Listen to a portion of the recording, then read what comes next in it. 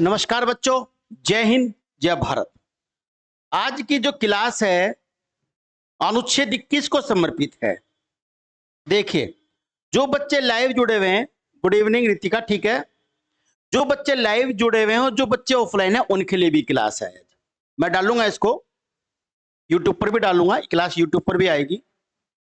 अनुच्छेद 21 आर्टिकल 21 बहुत इंपॉर्टेंट अधिकार है। उच्चतम न्यायालय ने खुद इस बात को कहा है कि यह अधिकार सभी मौलिक अधिकारों में सबसे व्यापक और सबसे महत्वपूर्ण है। आपके दिमाग में आया होगा कि संविधान की आत्मा तो हम बोलते हैं अनुच्छेद 32 को, वो बात अलग है। वो B.R. अम्बेडकर साहब ने कहा है कि अनुच्छेद 32 संवैधानिक उपचारों का अधिकार संविधान का हृदय और संविधान की आत्मा है। वैसे संविधान की आत्मा जो है वो आपका प्रस्तावना है। जय हिंद, जय भारत। मैं संजय चौहान आपका स्वागत करता हूं। जीवन में एक संघर्ष का दौर जरूर आता है। संघर्ष का यह दौर ही यह तय करता है कि आप इस संघर्ष से निकलकर आने वाले जीवन को अपने अनुसार जिएंगे या जीवन आपको अपने अनुसार चलाएगा। तो प्यारे बच्चों, जो इस समय तैयारी कर रहे हैं वो उसी संघर्ष के दौर से गुजर रहे हैं। आज आपके पास वो समय है कि अपने आप को इतना ज्यादा मेहनत लगा दो, इतना पसीना बहा दो कि आने वाली जीवन और जिंदगी जो है वो आपको सलाम करे कि वाह, मुझे मिला तो कैसा एक मेहनत परिश्रमी, एक टैलेंटेड इंसान मिला है। चलिए करते हैं स्टार्ट। आपको पता है कि अनुच्छेद 21 प्राण और दैहिक स्वतंत्रता का अधिकार देता है। इसमें दो शब्द हैं प्यारे बच्चों। एक शब्द तो प्राण यानी लाइफ आ गया, जीवन आ गया। दूसरा शब्द है आपकी स्वतंत्र दैहिक यानी शारीरिक आ गया, शरीर की बात होगी इसमें। और स्वतंत्रता मतलब आप जानते ही हैं, लिबर्टी, यानी आपको अपने जीवन की और अपने शरीर की स्वतंत्रता है, अधिकार है। कैसे है वो पढ़ेंगे आगे अभी, ठीक। चलिए, इससे पहले कि आपको मैंने सारे अधिकार अनुच्छेद 14 आपका 15, 16, 19 ये सब हो ही चुके हमारे, ठीक, मौलिक अधिकारों में। अब 19 में भी स्वतंत्रताएं हैं और 20 में भी स्वतंत्रताएं हैं, उसके बाद 21 और उसके बाद 22। 19 से लेकर 22 तक आपके स्वतंत्रता के अधिकार हैं। तो इसमें जो स्वतंत्रताएं हैं उसमें और जो 21 की स्वतंत्रता है उसमें क्या अंतर है, यही हम डिस्कस करते हुए चलेंगे, ठीक। अनुच्छेद 21 प्राण और दैहिक स्वतंत्रता का अधिकार देता है, यानी आपको अपना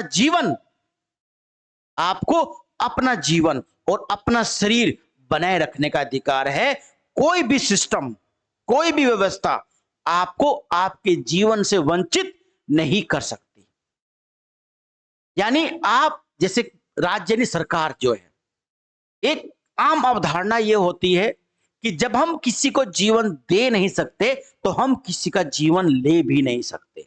लेकिन एक सिस्टम में जाने के लिए, एक सिस्टम को बनाए रखने के लिए, ये मानव सभ्यता का दौर है। इस मानव सभ्यता में और पशु सभ्यता में अंतर यही है कि पशुओं के बीच इस तरह की चीजें, इस तरह की नैतिकता, इस तरह के वैल्यूज या मूल्य नहीं होते जो इंसानों में होते हैं। कुछ लोगों के दिमाग में आया होगा कि नहीं सर, पशु तो बहुत ज्यादा मूल्यवान होते हैं, लेकिन नहीं, आप निगेटिव चीजों को देख रहे हैं, पॉजिटिव चीजों को इंसान की नहीं देख रहे हैं। चलिए, अब मनुष्य के बीच नैतिकता एक सिस्टम बना रहे, वैल्यूज बनी रहे, उसके लिए राज्य एक सिस्टम बनाता है, अधिकार दे रखे हैं। उस अधिकार को अगर आप मिसयूज करोगे तो प्रतिबंध भी लगेंगे आपके ऊपर, है ना। तो ये चीजें ना हो, इसके लिए अनुच्छेद 21 ये कहता है कि भारत के प्रत्येक व्यक्ति को, यहां पर नागरिक शब्द का यूज नहीं हुआ है, यहां पर व्यक्ति शब्द का यूज हुआ, पर्सन का यूज हुआ है। पर्सन मतलब ये जो विदेशी हैं उनको भी प्राप्त है और जो भारत के नागरिक हैं उनको भी प्राप्त है। तो प्रत्येक व्यक्ति को उसके प्राण और उसके दैहिक यानी शारीरिक स्वतंत्रता से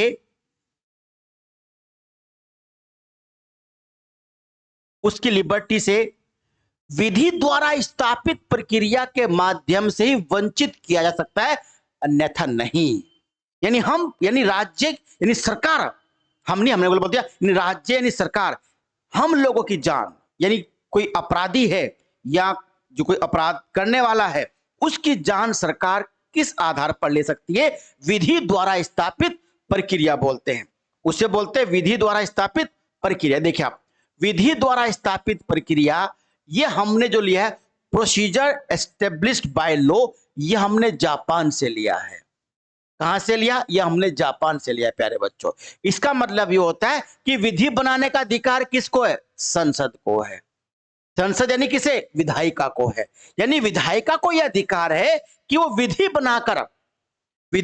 बनाकर किसी भी व्यक्ति को उसके प्राण से वंचित कर सकती है। जैसे कि पुलिस वाले एनकाउंटर करते हैं, हाफ एनकाउंटर करते हैं, मृत्यु दंड देते हैं, फांसी की सजा देते हैं, वो विधि बना रखी है संसद ने।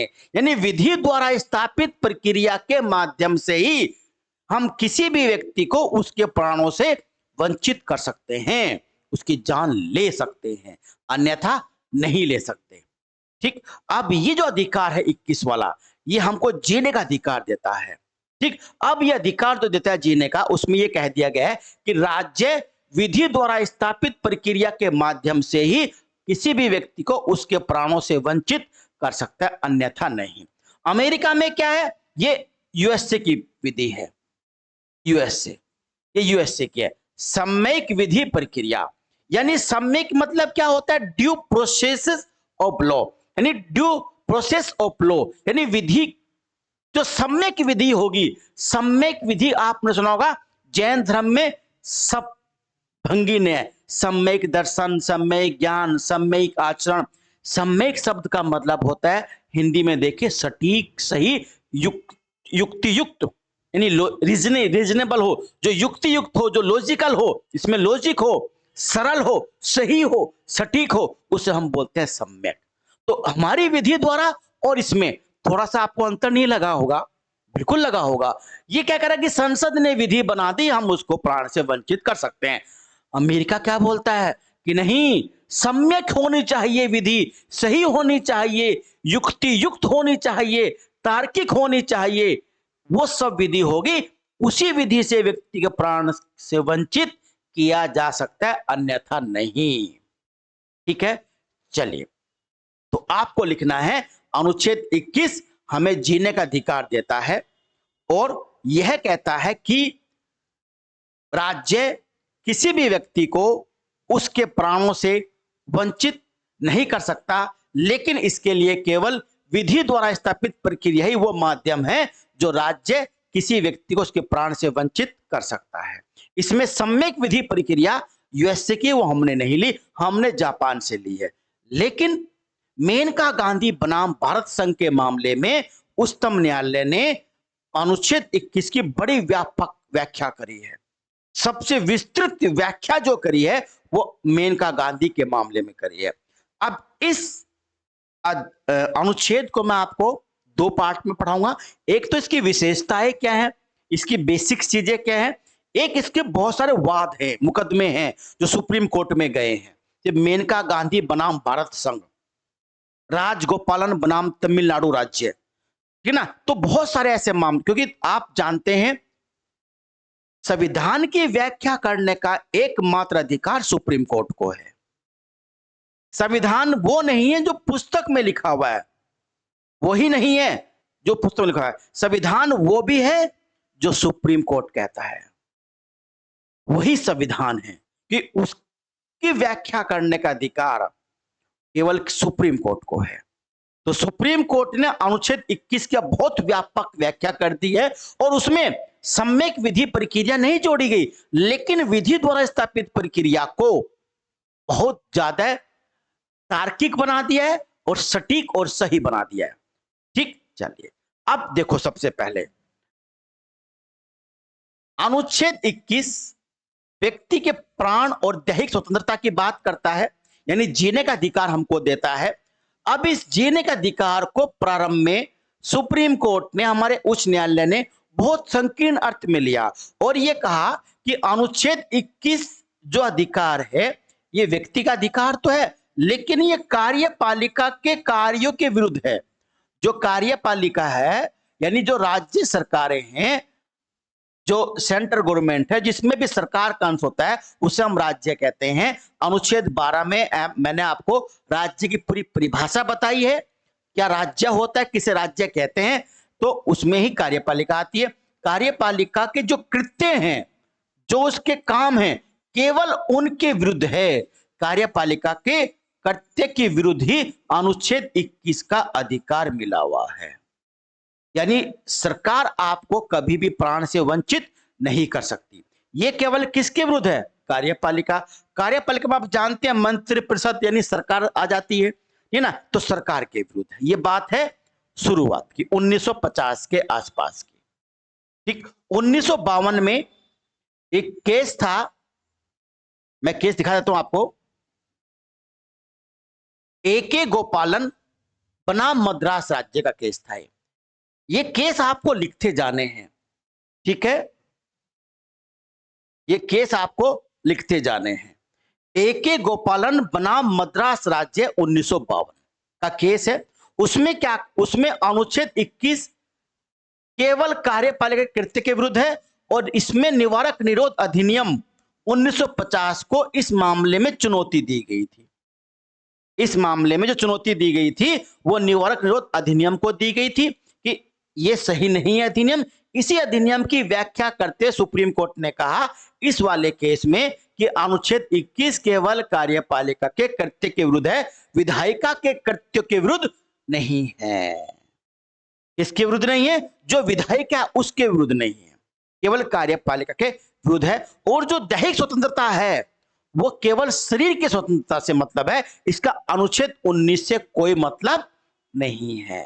ये शुरू की व्याख्या है सुप्रीम कोर्ट की अनुच्छेद 21 को लेकर। तो कैसी व्याख्या करी? छोटी व्याख्या करी, शुरू वाली बात है। लेकिन जैसे जैसे आगे बढ़ता रहा हमारा जो इतिहास बढ़ा, तो 1978 में केस आता है मेनका गांधी बनाम भारत संघ का केस। ये केस आपको लिखना है, एके गोपालन बनाम मद्रास राज्य का 1952 का केस है। दो बातें बहुत इंपॉर्टेंट है, अनुच्छेद 21 केवल कार्यपालिका के विरुद्ध है और निवारक निरोध अधिनियम को इसमें चुनौती दी गई थी। ठीक है, यह बात आप जरूर लिखिएगा।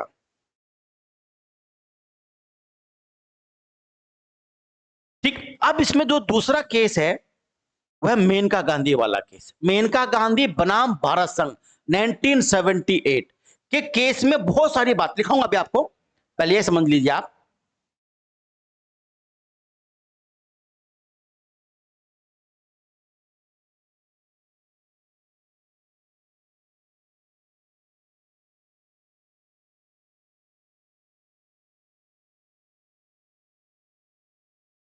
अनुच्छेद 21 को लेकर सुप्रीम कोर्ट ने 1952 में छोटी व्याख्या दी, संकीर्ण व्याख्या दी, नैरो व्याख्या दी। लेकिन 1978 में 1978 में अनुच्छेद 21 की बहुत बड़ी व्याख्या कर दी। कहा कि 21 एक व्यापक अधिकार है, बहुत बड़ा अधिकार है और व्यक्ति को इसमें दैहिक स्वतंत्रता तो है, साथ में कई बातें जोड़ दी। मेनका गांधी वाले केस में, जो मेनका गांधी बनाम भारत सरकार,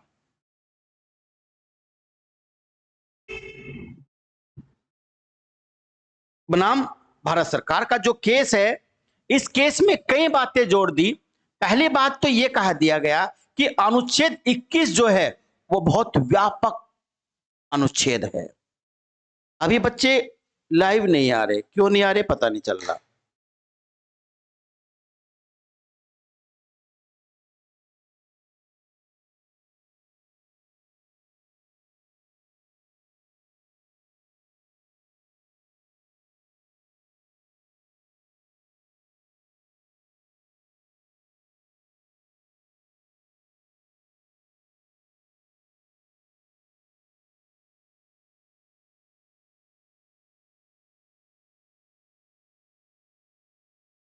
चलो थोड़ा थोड़ा आगे देखते हैं, अगर हुआ तो फिर नेक्स्ट क्लास देखेंगे। मेनका गांधी बनाम भरत संघ के मामले में सुप्रीम कोर्ट ने कई बातें बताई।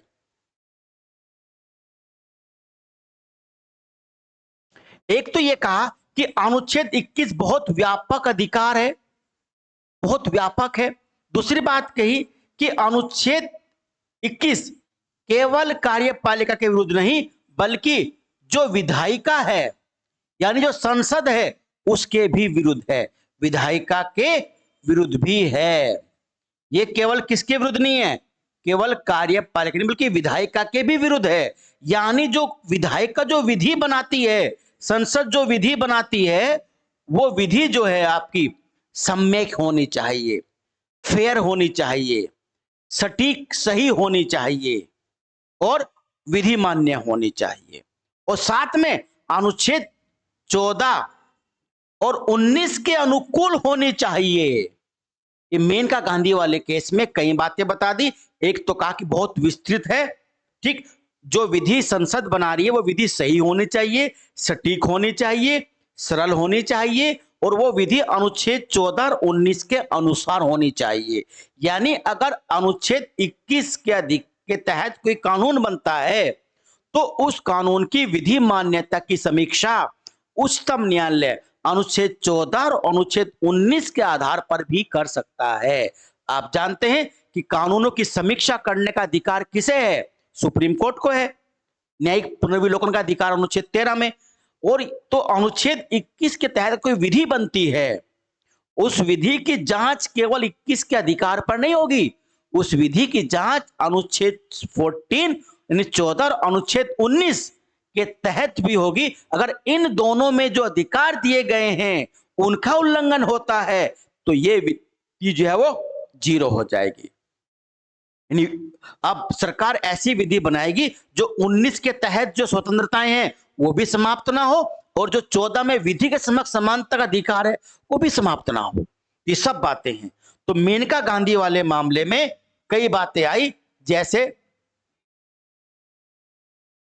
ये देखिए आप, विधायिका पर भी किसके अधीन हो गया है, विधि द्वारा स्थापित प्रक्रिया उचित होनी चाहिए, फेयर होनी चाहिए, सरल हो, सही हो, सीधी हो, सटीक हो और नैसर्गिक न्याय, प्राकृतिक न्याय, इन सब की बात मेनका गांधी वाले केस में की गई।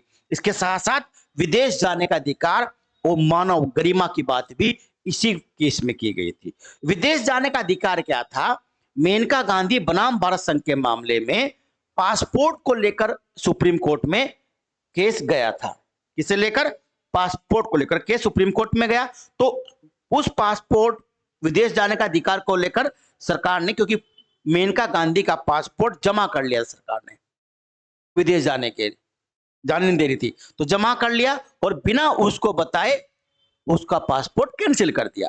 तो सुप्रीम कोर्ट ने कहा किसी भी व्यक्ति के साथ अगर कोई दंडात्मक कार्यवाही की जाती है तो पहले उसको सुनवाई का अवसर जरूर मिलना चाहिए, यानी उस व्यक्ति से उसकी समस्या को जरूर सुनना चाहिए। इसे बोलते हैं नैसर्गिक न्याय। प्रत्येक व्यक्ति जिसे आप दंड देना चाहते हैं, जिसको आप चाहते हैं जिसने गलती करी है, तो उसे आप बुलाएं, उससे उसका पक्ष जाने। ये नैसर्गिक न्याय होता है, ये प्राकृतिक न्याय होता है, ये नेचुरल जस्टिस होता है। इसलिए आपको मालूम होना चाहिए कि जब किसी चपरासी को या किसी क्लर्क को या किसी अधिकारी को हटाया जाता है तो उसे अपना पक्ष रखने का पूरा अवसर मिलता है। इसे बोलते हैं प्राकृतिक न्याय। यदि अगर आपकी किसी व्यक्ति से झगड़ा हो जाता है, लड़ाई हो जाती है या पेरेंट्स से कोई आपका विवाद होता है तो उनको कहिए कि मुझे तो एक बार कम से कम सुना जाए, केवल पड़ोसियों के कहने पर ही नहीं कि हमारा बच्चा निकम्मा है, मेरी भी तो बात सुनो एक बार, मुझे भी तो अपना पक्ष रखने का मौका मिलना चाहिए। ये होता है नेचुरल जस्टिस, ये होता है प्राकृतिक न्याय। तो इसकी बात मेनका गांधी वाले केस में आई। और मानव का जीवन जो है ना वो गरिमापूर्ण होना चाहिए। अनुच्छेद 21 कहता है कि गरिमापूर्ण जीवन जीना है आपको। जीना का मतलब ये नहीं कि घिसट घिसट के जी रहे हैं, गरिमापूर्ण जीवन जीना है आपको, सम्मानजनक जीवन जीना है आपको, ये बात इसमें आई। दूसरी बात कि अब ना विधि द्वारा स्थापित प्रक्रिया की व्याख्या उसी तरीके से कर दी गई जैसे कि अमेरिका में थी, सम्यक विधिक प्रक्रिया वो वैसे कर दी गई, ठीक ना। ये बात मेनका गांधी के केस में थी, इस बात ध्यान रखिएगा। अब ये कई सारे केस हैं, ये देख लीजिए, आप जरूर लिख लीजिए। गोविंद बनाम मध्य प्रदेश। अब इसमें सन की जरूरत आपको कुछ केस में पड़ेगी, सब में रटने की जरूरत नहीं है। एकांतता के अधिकार की बात करी गई इसमें। किसकी बात करी गई? एकांतता के अधिकार की, राइट टू प्राइवेसी की बात। कई सारे केस हैं जिसमें राइट टू प्राइवेसी आएगा। ये भी केस राइट टू प्राइवेसी जुड़ा हुआ है, इसकी व्याख्या करी गई थी।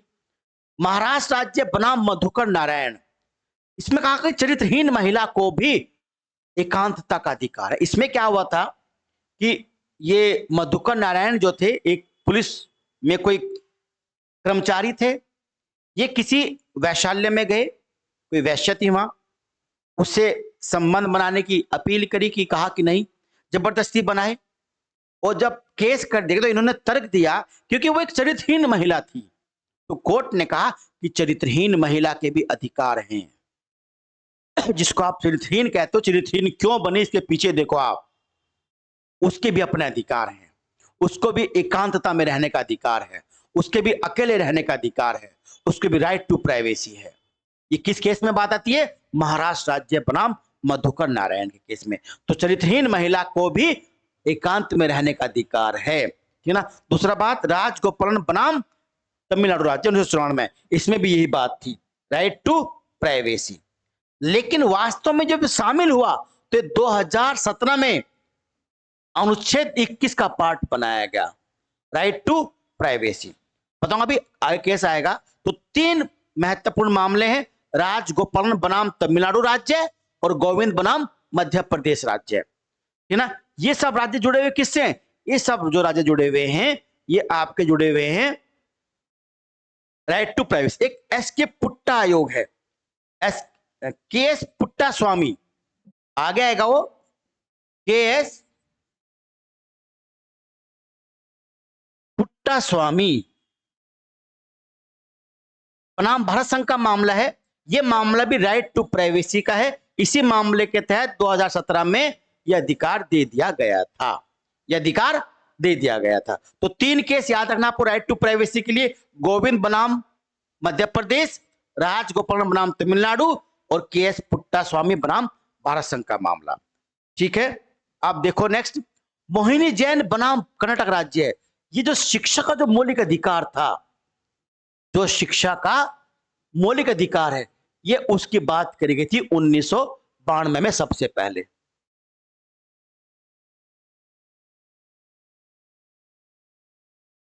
मौलिक अधिकार, ठीक है। एक मोहिनी जैन वाला केस तो पूछ भी चुका है। तो मोहिनी जैन बनाम कर्नाटक राज्य में आरटीई की बात करी, राइट टू एजुकेशन की बात करी गई थी। परमानंद कटारा बनाम भारत संघ 1989 का मामला, चिकित्सा सहायता पाने का अधिकार, यानी प्राइवेट हॉस्पिटल और सरकारी अस्पतालों में दोनों जगह अगर आपके साथ कोई दुर्घटना हो गई है तो सबसे पहला कर्तव्य यह है कि आपको वह अधिकार मिले, चिकित्सा पाने का अधिकार आपको मिले, ठीक है ना।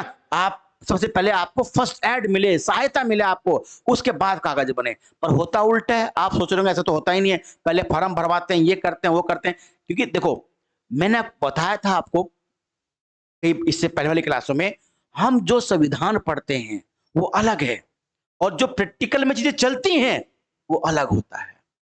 हमें संविधान पढ़ते लगा वाह कितना अधिकार हमारे, कितना सब कुछ है, लेकिन नहीं। सोनम वांगचुक को देख लीजिए आप, अभी को जिनको गिरफ्तार किया गया है।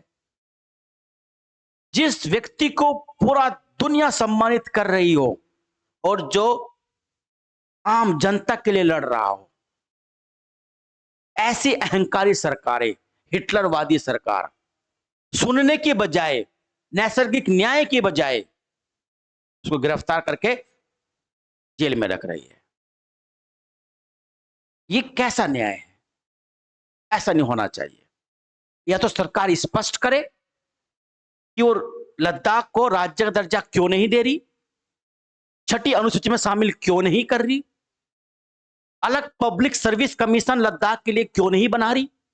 सुरक्षा कारण है तो फिर उसके लिए जम्मू कश्मीर भी आना चाहिए, अरुणाचल भी आना चाहिए, पश्चिम बंगाल भी आना चाहिए, त्रिपुरा भी होना चाहिए, मणिपुर भी होना चाहिए। ऐसा लद्दाख बहुत सेंसिटिव है, बिल्कुल है सेंसिटिव। लेकिन जो वहां की जनता मांग कर रही है उसके बारे में सरकार को कुछ तो सोचना चाहिए, ठीक, चलिए खैर ये सरकारी मामले होते हैं। तो कहने का मतलब मेरा ये है कि होता कुछ है और संविधान है कुछ, प्रैक्टिकल में कुछ और चलता है। तो चिकित्सा पाने का अधिकार है आपका, पर ऐसा होता है कभी नहीं होता। चमेली सिंह बनाम यूपी सरकार, देखिए आश्रय पाने का अधिकार। आश्रय मतलब होता है कि जैसे ना निवास, जैसे अभी सरकार की बहुत सारी योजनाएं बहुत अच्छी हैं। तो आवास का मतलब होता है आश्रय, यानी अगर आप परेशान हैं, आपके पास घर नहीं है, छत नहीं है रहने के लिए, तो आप सरकार से आश्रय की मांग कर सकते हैं।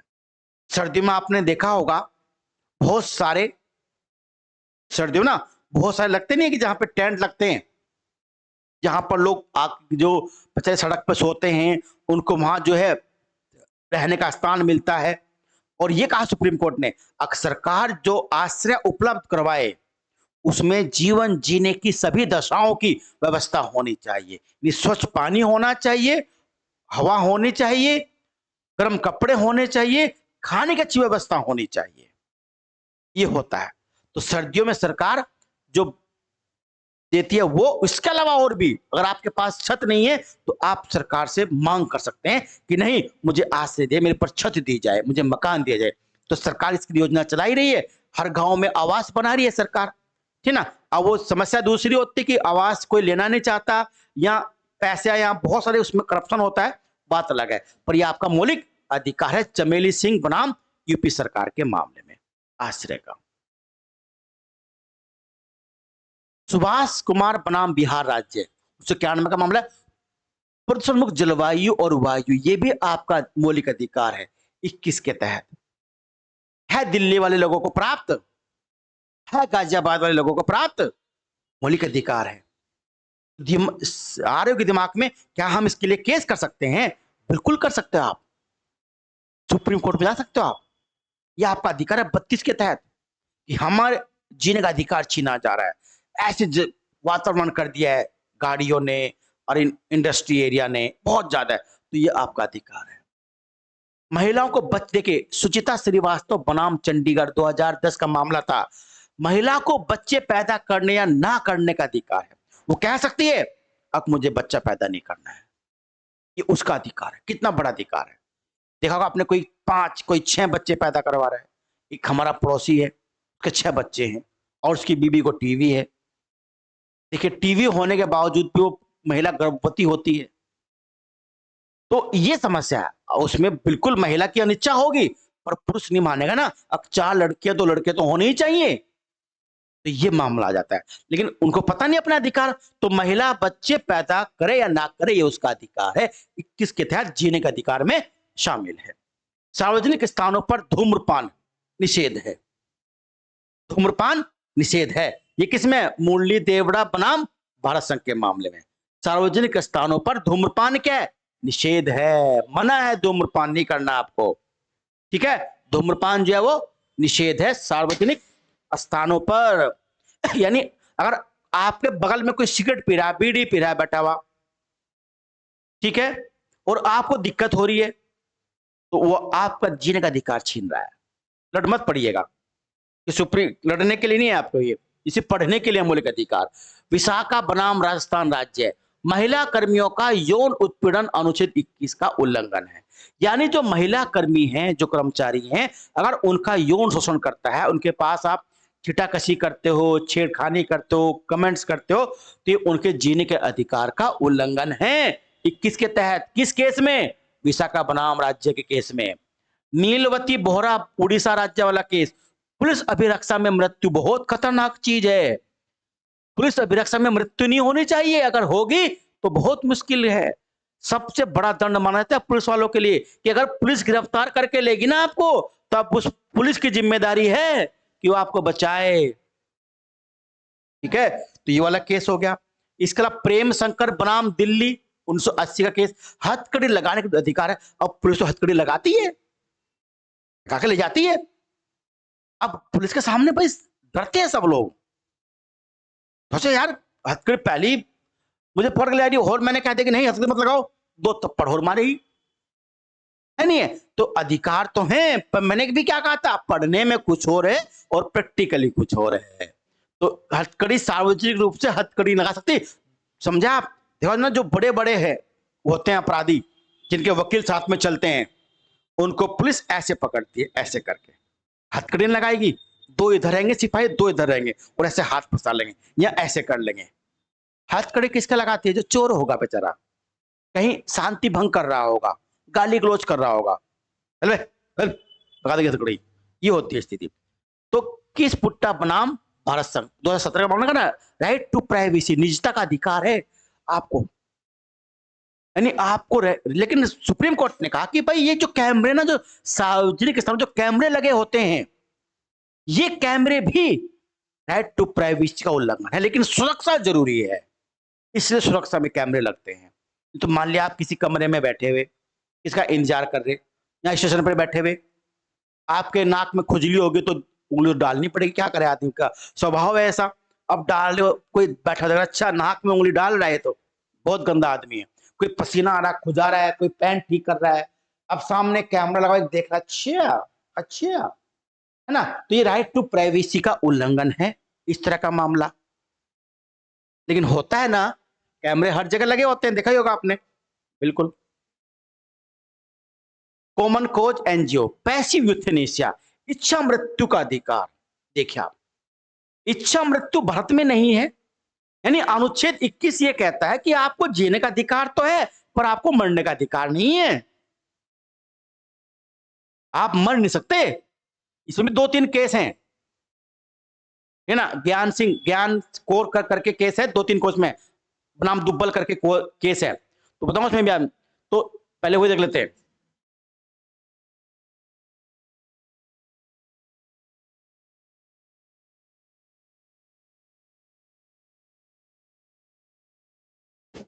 ये देखो, महाराष्ट्र राज्य बनाम श्रीपति दुब्बल, इनके केस में सुप्रीम कोर्ट ने कहा, 1987 की बात है, कि जीने के अधिकार में मरने का अधिकार भी है। इस केस में कहा कि जीने का अधिकार में मरने का अधिकार, यानी आपको मरने का अधिकार है। होता क्या था, आईपीसी की धारा 309 आत्महत्या से जुड़ी हुई है, आत्महत्या अपराध है। तो अगर आप आत्महत्या करते हुए पकड़े गए और पकड़ के पुलिस लेगी, चल 6 महीने और जेल में रहेगा, एक तो बेचारा मरने चला, ऊपर से जेल में चला गया, तो बड़ी समस्या हो जाएगी उसके लिए। तो ये तो सुप्रीम कोर्ट ने कहा कि 309 जो आईपीसी की धारा है, अब बीएनएस में तो वह है नहीं, खत्म कर दी गई, कि अब स्थिति बदल गई इसकी। उस समय की बात है 87 की, कहा कि जीने के अधिकार में मरने का अधिकार भी है, यानी व्यक्ति मर भी सकता है। अब बेचारा गिड़ गिड़ के जी रहा, परेशान है, शरीर गल चुका है, बचने के चांस नहीं है, तो मर जाए, इससे अच्छा। तो सुप्रीम कोर्ट ने कहा कि मरने का अधिकार भी है, 309 अवैधानिक है आईपीसी में, इसे खत्म किया जाए। ठीक, अब यह मामला है श्रीपति दुब्बल वाले केस का। अब इसके बाद दूसरा मामला आया, ये वाला, पंडित रतिराम बनाम भारत संघ।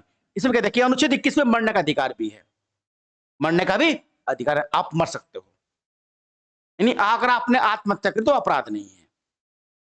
लेकिन अब ज्ञान कौर बनाम पंजाब राज्य के केस में ये सारे मामले पलट दिए गए, कहा कि नहीं, अनुच्छेद 21 में मरने का अधिकार शामिल नहीं है, अनुच्छेद 21 केवल जीने का अधिकार देता है, मरने का अधिकार नहीं देता आपको। बात समझा? अब वर्तमान में ये स्थिति है। अब दिमाग में कि क्या आत्महत्या अपराध है? बिल्कुल अपराध है। अगर आप आत्महत्या करते हैं, पुलिस पकड़ के ले जाएगी आपको। तो अगर आत्महत्या करनी है तो आप पहले देख लीजिए, पुलिस तो आसपास में नहीं है, यार आत्महत्या किसको नहीं करनी चाहिए, गलत बात होती है। अनुच्छेद 21 में मरने का अधिकार भी है, जीने का मरने का अधिकार नहीं है, इसमें नहीं दे दिया गया, इसमें दोनों में था, ताकि अब मरने का अधिकार नहीं है। लेकिन इसके एवज में उसी समय निर्णय दिया,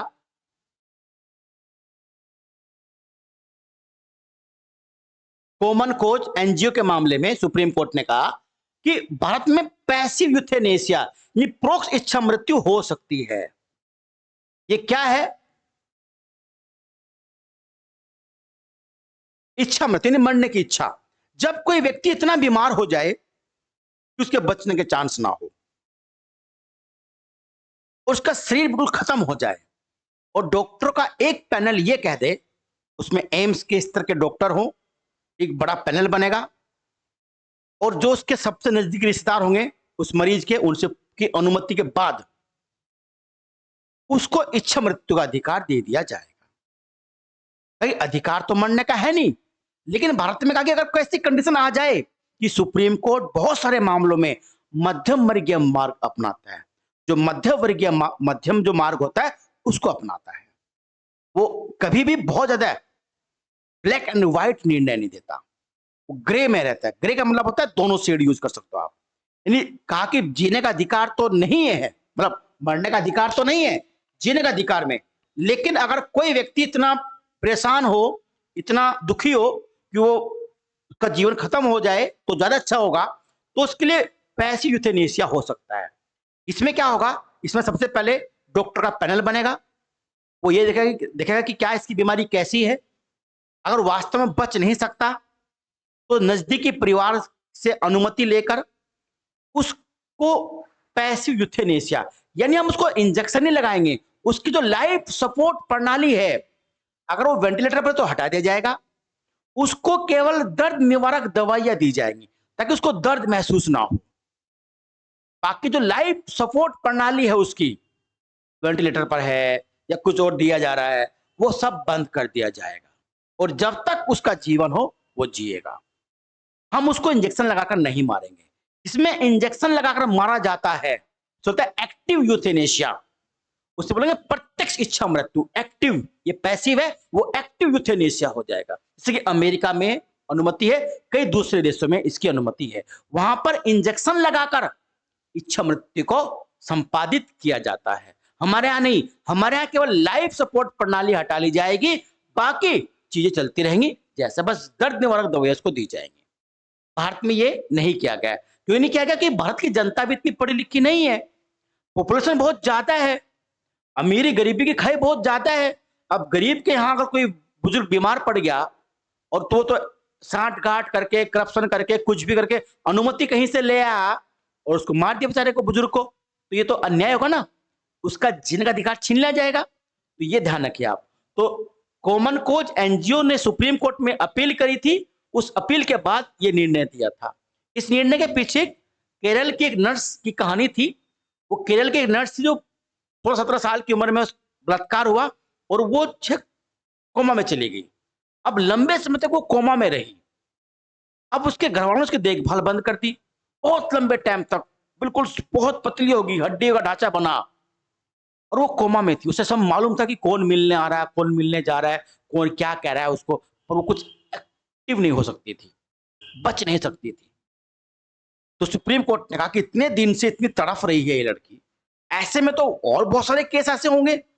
तब जाके ये रास्ता इस एनजीओ के बाद अपनाया था कि ऐसा हो सकता है भारत में, है ना। हादियावाद 2018 का है, अपनी पसंद के व्यक्ति से विवाह कर सकते हो आप, अधिकार है, मिसयूज मत कीजिएगा अधिकार का, कि अधिकार के साथ कुछ कर्तव्य भी हैं आपके, आपके पेरेंट्स के प्रति, कि किसी भी लड़की का पहला प्यार उसके पापा होते हैं और उस लड़की का अंतिम प्यार उसका बेटा या उसकी बेटी होगा। कभी भी कोई लड़का किसी लड़की का पहला प्यार नहीं हो सकता, उसके पापा उसका पहला प्यार होते हैं और उस लड़की के जो बच्चे होंगे वो उसका अंतिम प्यार होंगे, अंतिम प्रेम होंगे।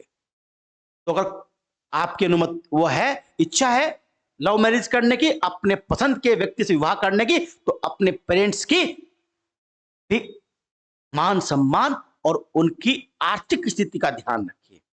ये नहीं है कि आप नहीं करना चाहिए, करना चाहिए, पर पसंद का व्यक्ति वो हो जो आपको एक अच्छा गरिमापूर्ण जीवन जी सके, दे सके। चलिए खैर, ये नहीं, इतना ज्ञान ज्यादा हो जाता है फिर कहेंगे सर तो बहुत पिछड़ी मानसिकता के, ऐसा नहीं है। ये हो गया था हमारा, ये भी हो गई थी पेशावर, ये हथकड़ी लगाने वाला भी हो गया था, कॉमन कोच वाला हो गया, हादियाबाद वाला। हुसैन आरा खातून बनाम बिहार राज्य, इसमें त्वरित सुनवाई का निर्णय दिया था। इसमें कहा सुप्रीम कोर्ट ने कि देर से मिला न्याय भी अन्याय ही होता है, तो जितनी जल्दी सुनवाई हो सके उतना जल्दी है, तो त्वरित सुनवाई करने का भी आपका अधिकार है। एमएच होस्कोट बनाम महाराष्ट्र, निःशुल्क कानूनी सहायता, कि यदि आप कोई केस लड़ना चाहते हैं और आपके पास पैसा नहीं है वकील करने का, अधिवक्ता करने का, तो आप जो हो सरकार से विधिक सहायता प्राप्त कर सकते हो। और आप जानते होंगे ये अधिकार तो 21 में है और ये डीपीएस में भी शामिल है। निःशुल्क विधिक सहायता डीपीएस में भी है और 21 का पार्ट भी है। तो पूछेगा आप किस में लगाओगे? आपको डीपीएसपी में ही लगाना है, डीपीएसपी में, क्योंकि इसकी व्याख्या सुप्रीम कोर्ट ने कर रखी है। ये 21 का पार्ट है। अभी 21 का, जैसे कि शिक्षा का मौलिक अधिकार 21A में है, इस तरीके से कोई पार्ट नहीं बना है। फ्रांसिस क्रोली बनाम भारत संघ, मानव गरिमा के साथ जीने का अधिकार इस केस में दिया गया था। ओलेगा तेलिस बनाम बॉम्बे म्युनिसिपल कॉर्पोरेशन, बोलते हैं जीविका उपार्जन का अधिकार, यानी आपको अपना जीविका चलाने के लिए कोई कार्य करने का अधिकार है। जीविका उपार्जन का आपका अधिकार है, जैसे ना व्यापार करना हो, फुटपाथ पर, सड़क पर व्यापार करना हो, वह आपका अधिकार है। लेकिन कोई भी अधिकार बिना प्रतिबंध के नहीं हो सकता। जितने भी अधिकार हैं कोई भी एब्सोल्यूट या अत्यंतिक नहीं है, सभी अधिकारों पर प्रतिबंध लग सकते हैं। तो इस पर भी है। आगे आया होगा एक केस, इसमें सरकार ने कहा है, ये सौदान सिंह बनाम नई दिल्ली नगर निगम, कि फुटपाथ पर व्यापार करना अनुच्छेद 19(6) में मिलता है, ये 21 का पार्ट नहीं है। यानी जीने का अधिकार में फुटपाथ पर व्यापार करना शामिल नहीं है, बल्कि अनुच्छेद 19 के तहत यह अधिकार है। और 19(1)(6) में जो प्रतिबंध है कि लोक व्यवस्था प्रभावित ना हो, है ना, तो जो प्रतिबंध है वो आप, कोई ऐसा काम ना हो जो सामाजिक हित ना हो उसमें, तो वो आप काम नहीं कर सकते। पर फुटपाथ पर व्यापार करने का आपका अधिकार है। जो फुटपाथ होता है, क्योंकि फुटपाथ पर जब आप व्यापार करते हो तो जो मेन रास्ता वो खुला रहता है। सड़क पर व्यापार करने का अधिकार नहीं है। सड़क पर अगर आप ठेली लगाते हो तो आपकी ठेली को कानून व्यवस्था का नाम देकर हटाया जा सकता है। फुटपाथ पर इस केस में जीने का अधिकार में मरने का अधिकार भी है। अच्छी तुम्हारी बात हो ही गई है, सब हो गए, सारे केस हो गए हमारे, सारे केस लिख लीजिएगा आप। अच्छा हाँ, सुनील बत्रा बनाम दिल्ली प्रशासन, बहुत इंपॉर्टेंट है।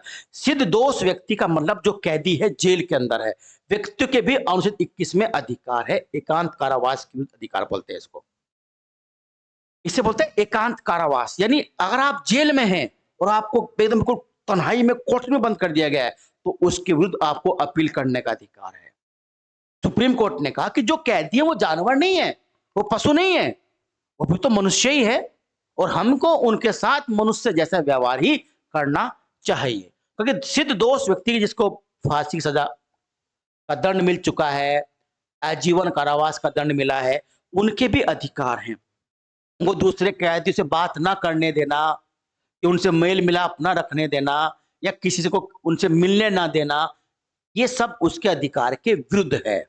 तो कैदियों के भी मौलिक अधिकार हैं। सिद्ध दोष व्यक्ति होता है कैदी जो जेल के अंदर है, पर दोष सिद्ध हो चुका है, दोष का हो चुका है, सिद्ध हो चुका है, ऐसे व्यक्तियों के भी 21 में अधिकार है, उन्हें भी जीवन जीने का अधिकार है। एकांत कारावास के अधिकार की बात आती है। फिर क्या है ये देखिए आप, बच्चन सिंह बनाम पंजाब, बहुत महत्वपूर्ण केस। मृत्युदंड में यदि विलंब होता है, यानी अगर आपको कहा कि 15 तारीख में आपको मृत्युदंड मिलेगा, आपको 15 में मृत्युदंड नहीं मिला, उसमें पहले प्रावधान था 2 साल तक का। यदि मृत्युदंड की सजा सुनाने के 2 साल के अंदर आपको मृत्युदंड नहीं मिलता है, तो वो मृत्युदंड आजीवन कारावास में बदल जाएगा। सुप्रीम कोर्ट ने इस केस में कहा कि 2 वर्ष कोई ऐसा समय नहीं है, कोई डेडलाइन नहीं है, हम 2 वर्ष डेडलाइन नहीं तय कर सकते। लेकिन अगर किसी को मृत्युदंड दिया गया और उसमें बिना किसी कारण के, कोई बहुत बड़ा तार्किक आधार नहीं है, कोई कारण तो है पर वो तार्किक नहीं है, उसके बिना अगर उसको वो हो रहा है, देरी हो रही है, तो उसके 14, 19, 21 के अधिकार का अतिक्रमण नहीं है। इसमें कहा गया था मृत्युदंड ये अतिक्रमण नहीं है, है ना। ये कहा कि 14 का मृत्युदंड नहीं है, यानी अगर मृत्युदंड किसको दिया गया है कि नहीं जी 14 छीन लिया गया मुझसे, तो ये नहीं है। ठीक है, रस्सी लगाकर मृत्युदंड देना संवैधानिक है। एक ही आ गया। शेर सिंह बनाम पंजाब राज्य केस है। देरी करना, कि मृत्युदंड में अगर देरी होगी ना, 21 का उल्लंघन है वो। अगर मृत्युदंड मिला था 15 में और मिला 1 साल बाद, तो 21 का उल्लंघन होगा। पहले 2 वर्ष था कि 2 वर्ष कहा कि नहीं 2 वर्ष, ये ऐसा समय नहीं है। तो अगर देरी हो रही है, उसके पीछे कोई तार्किक आधार नहीं है, तो शेर सिंह बनाम पंजाब राज्य वाले केस है वो मामला, ये मामला है। इस वाले केस में उसको मृत्युदंड आजीवन कारावास में बदला जा सकता है। ठीक है। एक निठारी कांड होता नोएडा में, उसका एक मामला है, सुरेंद्र कोहली का मामला। उसको 2-3 बार फांसी देने का प्रयास हुआ, पर उसको फांसी किसी कारण से नहीं दी गई। अब उसकी फांसी को आजीवन कारावास में बदल दिया गया, क्योंकि उसकी फांसी में, उसके मृत्युदंड में लगातार देरी हो रही थी। तो अगर किसी के मृत्युदंड में लगातार देरी होती है, तो उसको आजीवन कारावास में बदला जा सकता है, शेर सिंह बनाम पंजाब राज्य के केस में। और अब जो ये था, जैसे बच्चन सिंह का मामला था, मृत्युदंड अनुच्छेद 14-21 का अतिक्रमण नहीं है, यानी किसी को मृत्युदंड मिल सकता है। और रस्सी लगाकर मृत्युदंड देना संवैधानिक है। हाँ, अगर हम किसी को इंजेक्शन लगा दे जहर का, वो अवैधानिक होगा। पर फांसी देना, रस्सी का मतलब क्या है? फांसी लगाकर।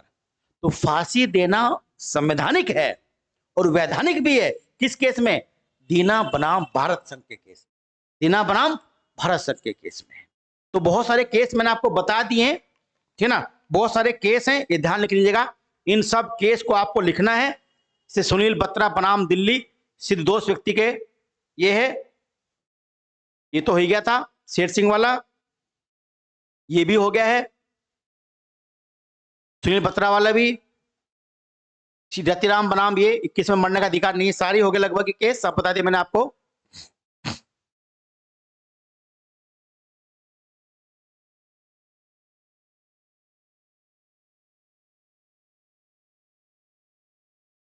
चलिए, सारे अधिकार हमारे हो गए, सारे अधिकार भी हो गए, और जो हमारे वो होने थे क्या नाम केस, वो भी हो गए।